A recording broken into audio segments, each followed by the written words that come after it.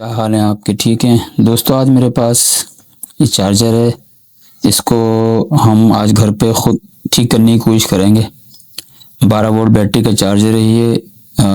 आप भी इसको घर पे सही कर सकते हैं थोड़ी सी मेहनत से। अगर आप इस पे ट्राई करें, कोशिश करें, तो ये आपके घर पे भी आप इसको सही करके अपने पैसे बचा सकते हैं। अगर आप इन टाइप की वीडियो में इंटरेस्टेड हैं तो इस तरह की वीडियो मेरी आती रहती है, आप इसको देखें तो आपको बहुत कुछ सीखने को मिलेगा। दोस्तों, अब मैंने क्या किया, ये चार्जर मेरे पास ख़राब हो गया है। मैंने इसको क्लिप में लगा दिया, यहाँ पर आप जैसे देख सकते हो। ठीक है, मेरे पास मल्टीमीटर भी है, आपके घर में आपके पास भी एक मल्टीमीटर आपको इसे ख़रीदना पड़ेगा। तो चलिए हम इसको चेक करते हैं कि इसे किस तरह हम ठीक करें। अब मैंने इसको लगा दिया, मैं इसके करंट चेक कर रहा हूँ कि आउटपुट में कितना दे रहा है। तो दोस्तों, आउटपुट में ये देखें बिल्कुल भी पॉइंट 28 या 30 के करीब करीब ही आ रहा है। और सेकंड बात ये है, इसकी एक लाइट भी नहीं जल रही। इसमें एक ऑरेंज लाइट जलती है यहाँ पर, जब इसको ऑन करते हैं हम, यह लाइट नहीं जल रही। तो हम अब इसे सही करने की कोशिश करते हैं दोस्तों। वीडियो में पूरा बने रहें, वीडियो को देखें, इंशाल्लाह आपको बहुत कुछ सीखने को समझने को मिलेगा। तो अब इसे हम जल्दी से इसको यहाँ से पहले खोलें। ये क्लिप मैं आपके सामने खोल के दिखाता हूँ। दोस्तों, आप इस तरह के इलेक्ट्रॉनिक प्रोजेक्ट में अगर आप दिलचस्पी रखते हैं तो मेरी इन वीडियो को आप गौर से देखें, इंशाल्लाह आपको इससे बहुत कुछ सीखने समझने को मिलेगा। मैं ऐसी वीडियो अपने चैनल पे अपलोड करता रहता हूँ।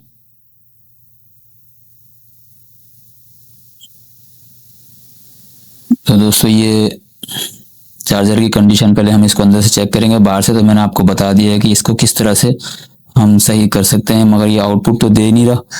12 वोल्ट चार्जिंग का चार्जर है ये। इसको आप इस तरह से खोलें और यहाँ से आप इसे, लेकिन एक बात का ध्यान ज़रूर रखें कि यहाँ पर आप सबसे पहले इसका ये बंद कर दें ताकि इसको करंट ना जाए। एहतियात बहुत ज़रूरी है दोस्तों। तो ये इसके अंदर से करंट कंडीशन है।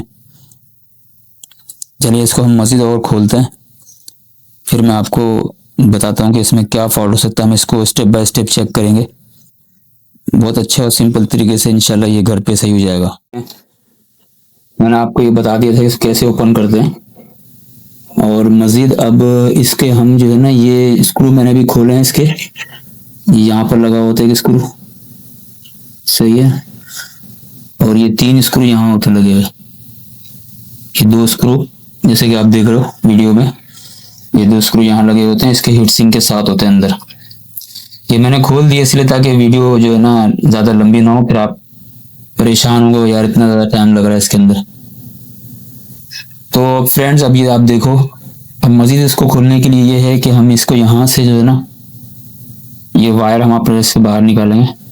ठीक है, मैंने भी आपको खोलने का तरीका बता रहा हूँ कि इसको कैसे खोला जाता है। और इसके अंदर ये जो फैन है ना, ये छोटा जो फैन लगा होता है, इस फैन का क्लिप यहाँ पर आपको नजर आएगा, इधर लगा होता है, यहाँ पर लगा होता है। ये क्लिप भी आप निकाल लो, ठीक है। और ये भी, ये इसकी क्लिप यहाँ लगा। पहले आपने ये क्लिप निकालना है, वरना ये फिर बोर्ड बाहर नहीं निकलेगा। ये आपने इसका ऐसा किया और ये क्लिप आपने निकाल लिया, ठीक है। ये सिर्फ आपका बोर्ड बाहर निकल आया। ये मैं आपको खोलने का तरीका बता रहा हूँ इसको। ये आपने बाहर निकाल लिया इसको, ये आपने इसको इधर कर दिया। अब आप ये देखो, इस बोर्ड को चेक करो कौन से, तो आपको समझ में आएगा कि इसमें कौन से कंपोनेंट इसके खराब हुए हैं। किसी कंपोनेंट्स में आपको जला हुआ तो नहीं दिख रहा। ये बोर्ड की कंडीशन है, काफी इस पे मट्टी वगैरह हुई हुई है काफी। ये आप देखो, जैसे कि आप ये देख रहे हो, मैं आपको एक मिनट दिखाता हूँ। यहाँ पर कुछ कंपोनेंट्स मुझे जले हुए नजर आ रहे हैं इसके, जैसे कि ये कंपोनेंट दिख रहा है आपको, ये देखें। ये मैं आपको जरा अच्छे से रोशनी में दिखा दूं। ये देखें, एक ये कंपोनेंट जला हुआ है, दूसरा आपके सामने देखें ये भी दिख रहा है, एक ये कंपोनेंट जला हुआ है, रेजिस्टेंस जली हुई है इसकी। और ये भी रेजिस्टेंस है, ये आपको मैंने दिखाया। और मजीद देखें तो ये कैपेसिटर भी आप ये देखो, ये फूला हुआ दिख रहा है यहाँ से। इस तरह से आपको जो है ना बोर्ड में पहले ये कंपोनेंट सारे चेक करने चाहिए, ठीक है। और आप ये देखें, ये एक रेजिस्टेंस है, ये भी आपको जली हुई दिख रही है, यहाँ से देखें, और से आपको नजर आ रहा होगा ये रेजिस्टेंस भी जली हुई है इसकी दिख रही है। तो पहले सबसे पहले तो आप जो है ना इसको बोर्ड को आप पहले ब्रश से साफ करें। यहाँ पर मेरे पास एक ब्रश है, इस ब्रश से आप पहले इसको साफ करें अच्छे से, इसकी मट्टी वगैरह साफ हो जाएगी तो आपको इजीली और मज़ीद समझ में आएगा कि भाई कहाँ से इसके अंदर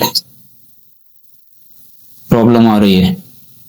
ठीक है फ्रेंड्स, तो इस तरह से आपने अब इसके पास आप किसी पेट्रोल से किसी चीज से लेके आप ब्रश को साफ करें।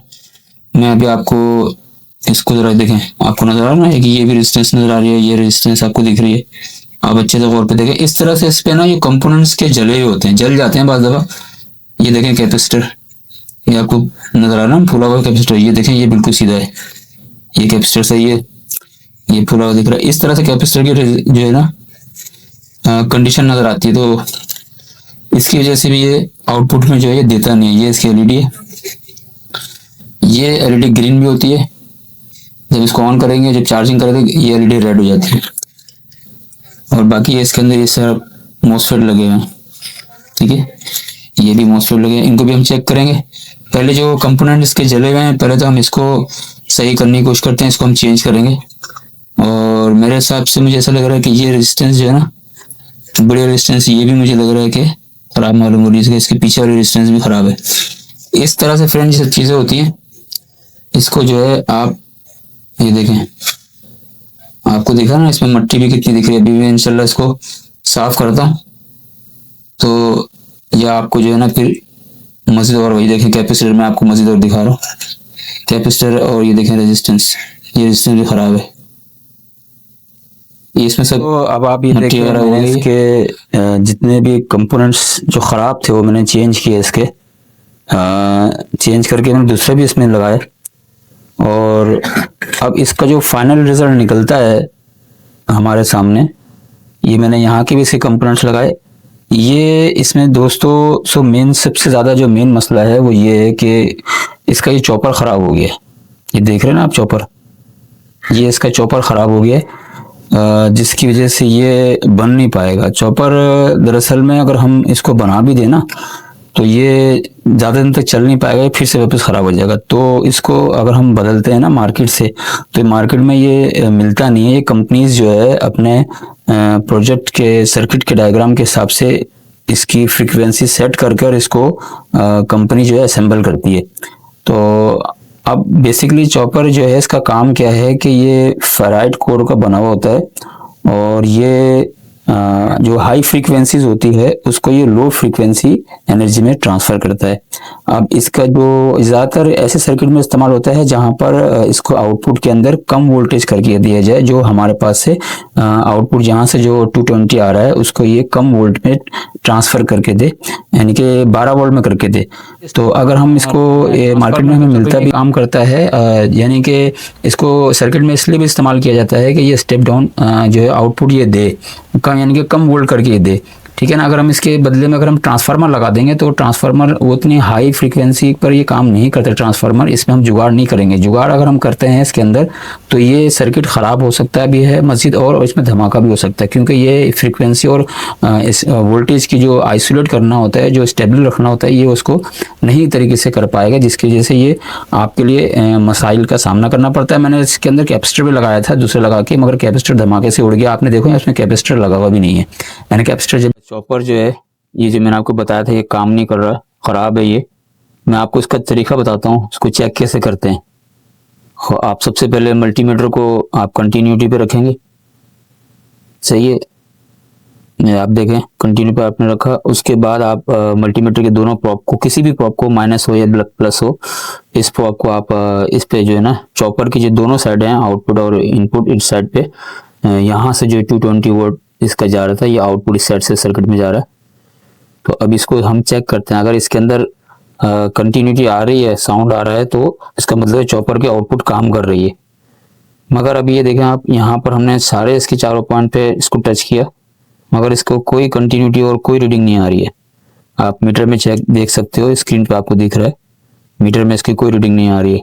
तो इस तरह से हम इसको ये चेक कर सकते हैं कि चॉपर वर्क कर रहा है कि नहीं कर रहा। बाकी मैंने ये तमाम कंपोनेंट्स के चेक करके नए कंपोनेंट्स लगाए थे, मगर ये आउटपुट में 12 वोल्ट नहीं दे रहा है। तो इस तरह से हमारा ये चॉपर जो है ना, ये हमारा बिल्कुल डैमेज है, ये मार्केट से हमारे को इसी फ्रीक्वेंसी का हमें ये नहीं मिलेगा। तो इसलिए हम जो है इसको मज़ीद और चेक करने का और नए कंपोनेंट्स लगाने का कोई फ़ायदा नहीं है। बाकी मैं जो डायग्राम के अंदर आपको ये कंपोनेंट सारे दिख रहे हैं, मैं आपको इसका भी अलग से वीडियो बना दूंगा। कमेंट्स में आप ज़रूर बताएं, तो मैं आपको बताऊंगा अच्छे तरीके से, डिटेल से बताऊंगा कि ये कंपोनेंट्स कैसे चेक करते हैं। ठीक है दोस्तों, होल्ड में करके दे। तो अगर हम इसको मार्केट में हमें मिलता भी नहीं है, अगर हम कोई और चॉपर्स में लगाते हैं तो ये सर्किट की जो स्टेबिलिटी करंट की जो करनी होती है ये उसको नहीं करेगा, जिसकी वजह से ये सर्किट जलने का और धमाका होने का खदशा होता है। तो लिहाजा हमने अपनी इस वीडियो में ये देखा है कि हमने इसमें करने की कोशिश की। अगर ये दोस्तों ये कंपोनेंट्स के ख़राब हो जाते हैं तो हम इसको बदल सकते हैं, मगर ये चॉपर डिस्पोजेबल होता है, कंपनी का ये बना हुआ है, पूरा कंपनी का बना हुआ है, नहीं सारा इसी कंपनी का बना हुआ है। तो कंपनी चाहती है कि भाई अगर ये ख़राब हो जाए तो आप इसको फेंक दें और इसको जो है ना आप दूसरा ख़रीद के लेके आ जाएं। तो इसको दोस्तों बनाने का फ़ायदा नहीं है, इसमें आपका पैसा जो है ना वो ज़ाया हो जाएगा, ख़राब हो जाएगा। तो आप जितने का ये चॉपर मिल भी जाए बड़ी मुश्किल से, अगर हम इसको ढूंढ भी लें ऑनलाइन, इसको हम तलाश भी कर लें, तो भी इसका कोई ज़्यादा खातिर का फ़ायदा नहीं होता। कंपनी सर्किट के हिसाब से इसकी फ्रीक्वेंसी को एडजस्ट करके देती है। तो अब हम इसको ऐसा करते हैं कि इसको वापस इससे उसको बंद कर देंगे वापस। तो इसमें पैसा लगाना और टाइम खर्च करने का फ़ायदा नहीं है। हाँ, आप ये काम ये कर सकते हो, इसके कंपोनेंट्स आप निकाल के अपने पास रख लें, ताकि किसी और सर्किट में आपको ये कंपोनेंट्स काम आ जाए, आपको मार्केट से कंपोनेंट्स खरीदने की ज़रूरत ना पेश आए। तो दोस्तों ये वीडियो का असल मकसद बनाने का ये था कि बाज़ दफ़ा ऐसा होता है कि सर्किट जो है ना चार्जर ये बन नहीं पाते हैं, तो इनको बदलना ही बेहतर होता है। तो मैंने आपको वीडियो के अंदर ये तमाम चीज़ें इसी डिटेल में बताई हैं कि आपको सही तौर पे आपको नॉलेज मिले। तो आपको ये वीडियो अच्छी लगी तो आप इसको शेयर करें दोस्तों के साथ। ये असल और रियल वीडियो है, कोई एडिट वगैरह नहीं हुई है। और मेरी इंशाल्लाह अगली वीडियो भी आएगी इसी के टॉपिक के ऊपर मज़ीद, और मैं आपको प्रोजेक्ट्स के बारे में बताऊँगा, कंपोनेंट्स के बारे में बताऊँगा इंशाल्लाह। तो देखते रहिए और सीखते रहिए मेरा चैनल, और इसको सब्सक्राइब इंशाल्लाह आप ज़रूर कर लें, तो आपको ये आगे भी चल के इंशाल्लाह फ़ायदा देगा। ठीक है दोस्तों, मिलते हैं इंशाल्लाह अगली किसी और वीडियो में, तब तक के लिए अल्लाह हाफिज़।